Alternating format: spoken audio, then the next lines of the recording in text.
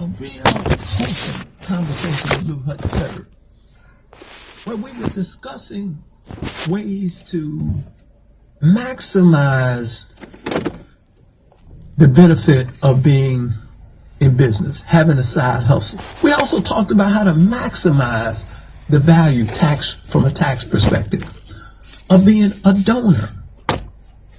We talked about giving to charitable organizations, and you have to establish that it's a 501c3. We talked about the significance of making non-cash contributions, particularly automobiles. And we told you how you can take steps to ensure you get the maximum return from that investment. I want to turn the attention to several other areas that are similar but different. First and foremost, so-called worthless stock. Now, what am I talking about when I talk about worthless stock? Well, let's just say in 2016 you invested in ABC company. And this was a pretty big step for you. You said, hey, I've listened to the Lou Hutch show from week to week, and I understand there's a difference between being a saver and an investor. I understand that historically speaking, stocks have returned about 9% return as opposed to 2 or 3% return that I could get if I put my money in a savings account.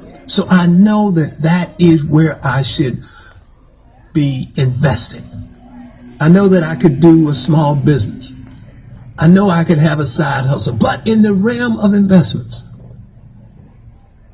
I know that there are risks and there are rewards. Sometimes we invest in a company that just doesn't make it. And particularly during these uncertain times when the pandemic has impacted and gutted some industries and some businesses, we may have on our list of stock, in other words, our portfolio, we might have 1 or 2 positions which look like they have become worthless. Hypothetically, in 2016, you invested in ABC company. Put $5,000 in the company. But what we've discovered is that ABC, as a result of the pandemic, is bound to go belly up. They look like they're going to close the doors. In fact, they filed for bankruptcy. And in talking with our investment broker, we've come to the conclusion that the stock is worthless. Oh man, the $5,000 that we put in, we're not going to come away with anything except there could be a tax write-off. There could be a tax break. And that's what I want to share with you. Here's how it works. The code has a coupon in it. And the coupon says, with regard to worthless stock, that it can be written off. Yes, you can treat worthless stock as if it were a sale that was made at a loss.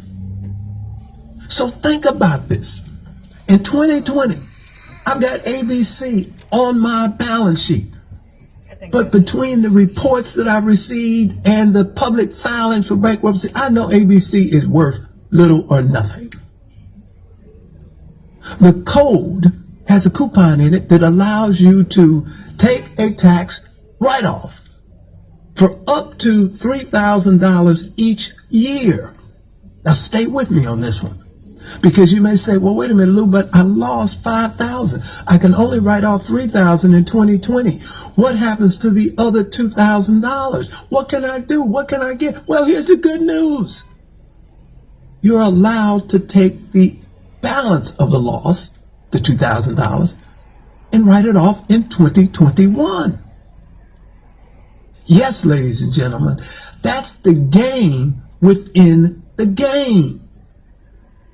Yes, there are risks when you invest in the market, but there are coupons in the tax code which help to mitigate the impact of any losses that you sustain. So that makes getting into the market not nearly as risky as it otherwise might be, because there's a cushion. Oh yeah, I know. For many of us, this is a whole new chapter. And you know, on this show, I encourage you to be not only savers, but investors. But if you're going to be an investor, we need to understand how the rules of the game work. And last but not least, I don't want you leaving money on the table. Lou Hutch Show, ladies and gentlemen, Sirius XM Urban View. Yeah, we're talking, like I said, we talk taxes, business, but more importantly, we're talking about your money, your pocketbook. We're talking about your personal net worth. We're talking about the amount of your investable assets. So when you think about this opportunity to write off worthless stock, it's something that we need to start working on now, between now and the end of the calendar year. Because the interesting thing about this coupon, if you read the fine print, is it indicates that you can take this write-off even if the sale, the actual sale of the stock, doesn't occur until some subsequent tax year. Hypothetically, I determined in 2020 this stock is worth $10. I put in $5,000, it's worth $10. Do I have to wait until it's sold in 2021 to claim this deduction? No. As long as I can document the events and the circumstances which led me and hopefully your investment broker to conclude that it's worthless, I can actually claim the write-off in 2020. Yes, ladies and gentlemen, there are ways to maximize our tax savings, which is why I preach strongly, get a coach, because everyone's situation is slightly different. Yeah, we want to lay out the concepts. We want to give you the broad strokes. But to really pin this down, make sure that you have adequate documentation, that you select the right year, that you claim the loss appropriately. You need a coach. Don't tell me about no $25 software package you picked up in Walmart. Don't tell me about some vendor you go see once a year and think that that's an adequate conversation about your business. No, we can't maximize that way. Speaking of maximizing, I'm happy to say that I think that Lyft and Uber drivers in California came away as big winners after the recent vote. Oh yeah, what was on the ballot in California was not only presidential candidates, but it was also a referendum on whether the California law that was passed by their legislation, which would have made Uber drivers, Lyft drivers, employees, whether or not that was going to stand. That's right. Turns out the voters in California voted it down. That's right. And to a great degree, I understand. That's right. Because it would have forced Uber and Lyft drivers to give up their independence status as independent contractors, yes, and become full-blown employees. Mm-hmm.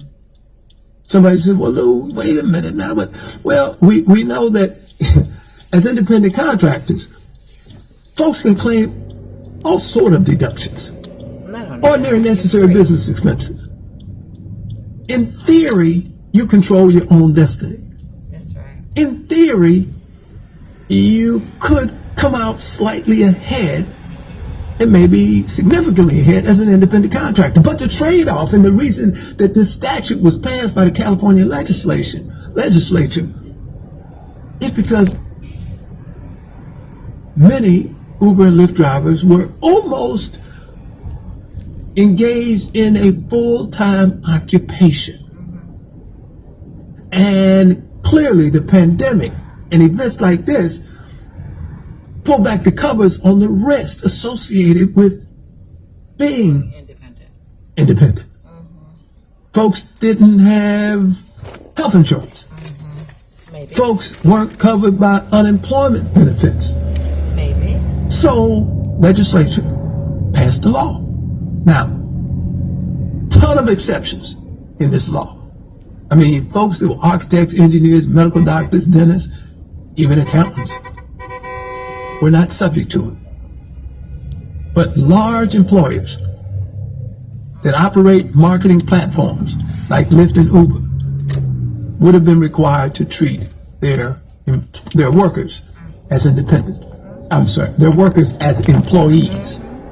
Now, here's why I say at the end of the day, Uber and Lyft drivers were big time winners. They came away with the best of both worlds. Because in this process, leading up to the referendum,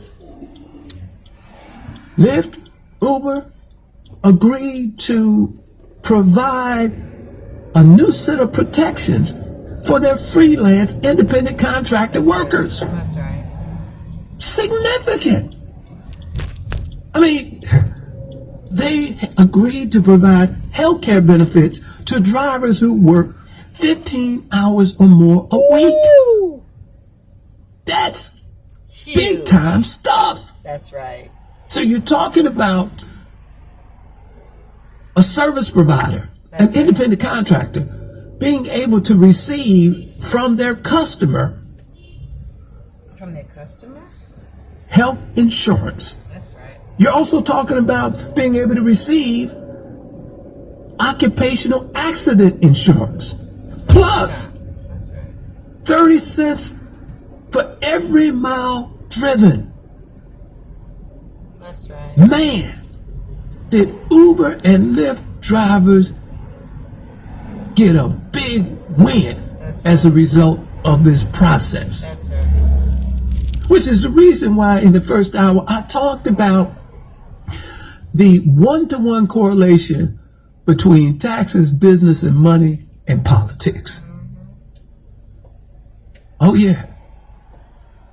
I said it's a matter of interest. I even shared with you what Congressman William Clay Sr., when he coined that phrase, in politics, there are no permanent enemies, no permanent friends. That's right. There are only permanent interests. That's right. And I would say, as a result of this process, the interest of drivers in California really came out ahead. Many believe and surmise that this form of support to ride-sharing workers who devote significant time, in essence, become almost full-time contractors for these platforms, that will become the norm. That's right. Yes, ladies and gentlemen, the legislative process can result in promoting your financial interest. That's right. The What Show, ladies and gentlemen, Sirius XM, the Urban View. Yeah, we talk taxes, business, and money. And we're talking about how to promote your interest. That's right. There's a significant tax shelter that's been marketed. And while I talk about being strategic, I also want you to be careful, That's right. because there are promotions in the marketplace that are, how would I say this, Not in your interest. that are questionable. Yeah. Not I won't say they're illegal, but they're questionable. And they're coming under significant scrutiny by federal legislators. gifting programs. I'll give you a case in point. There's something known as a land conservation tax break. A land conservation tax break. And this is not the kind of tax investment that most people are familiar with. But essentially what it involves is it involves tax benefits for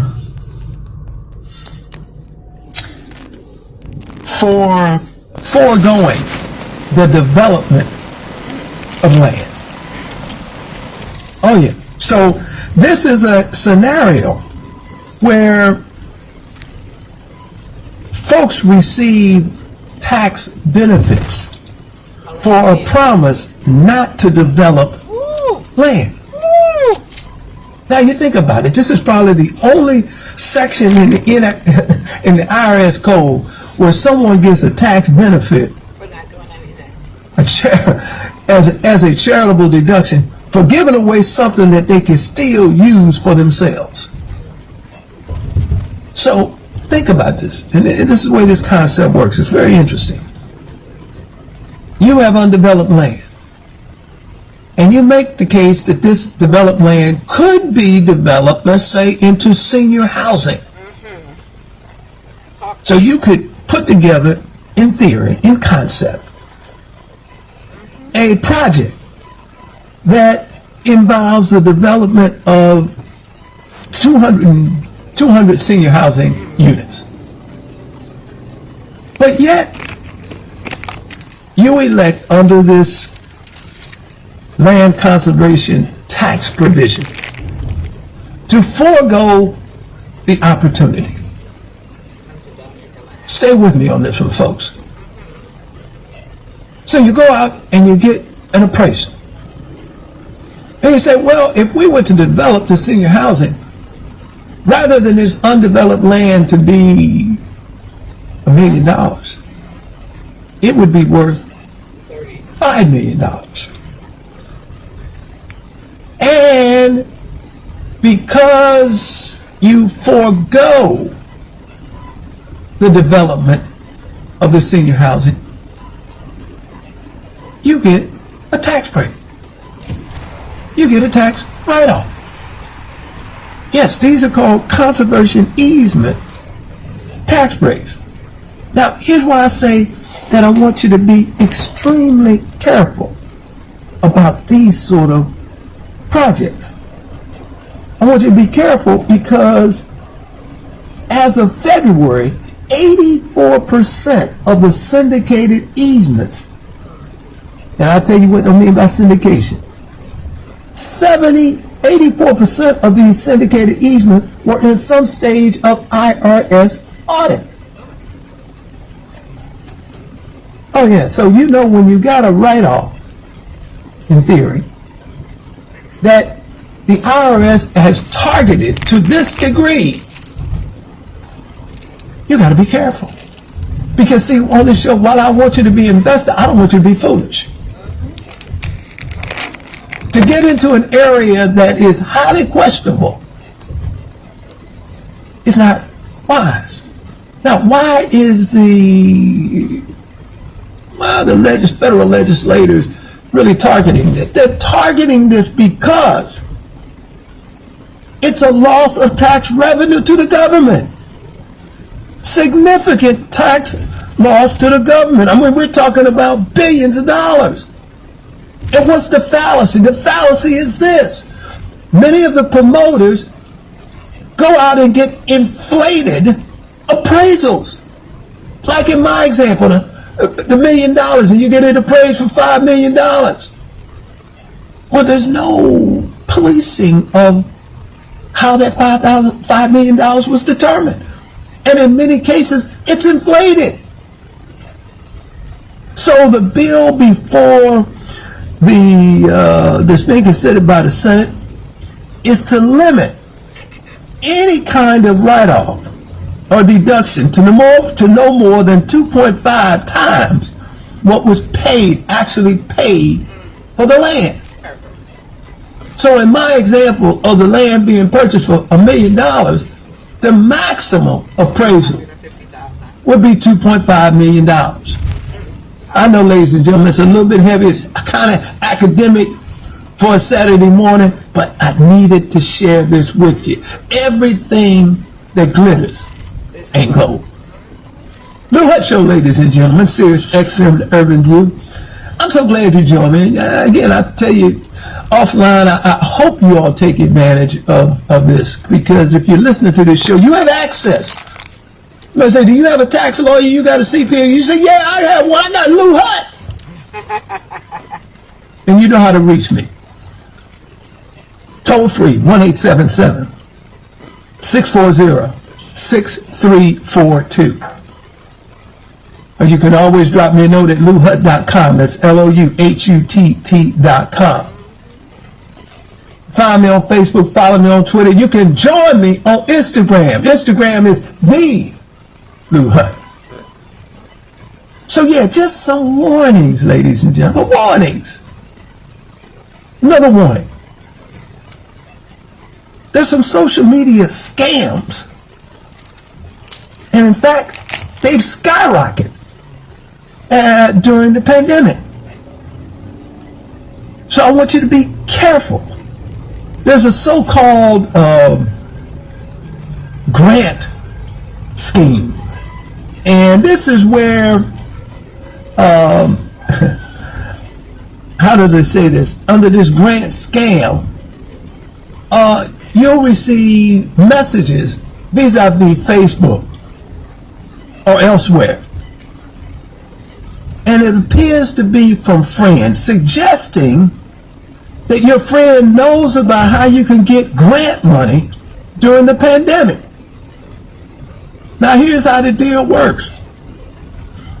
You pay a fee. Yeah, you pay a fee. And then once you pay a fee, they ask you for some more money for another payment on this grant to qualify for this grant. Bottom line is, do your homework. Don't just buy into this. It can be dangerous in a way that you end up losing your money. So I'm going to say, whenever you're dealing with an online proposition, make some independent verification. Recognize that you can't simply rely on a review. You can't just make an investment based on the comments that you see on their site. Because these scammers have an ability to delete the comments. So you won't even know about folks that have got burned. And by golly, if nothing else works, reach out to the Federal Trade Commission if you feel like you've been victimized. Ladies and gentlemen, listen, I hope you go away from today's show knowing that it is never too late to turn around your financial destiny. Remember my simple mantra. That's right, Lou's mantra. Spend less, make more, and invest the difference. Just as important, if you haven't already done so, grab a copy of my book, the 3rd edition, The Road to Mega Success, Simple Strategies for Enriching the Bottom Line. Go to louhutt.com, LOUHUTT.com. Place an order and I'll send it to you autographed. Last but not least, remember, when it comes to your taxes, your business, or your money, before you call anybody, you call me, Lou Hut, 1-877-640-6342, or leave me a note at louhutt.com. Up next, Inside the Issues with Dr. Wilmer Leon. I'm Lou Hut. Thanks a million for listening.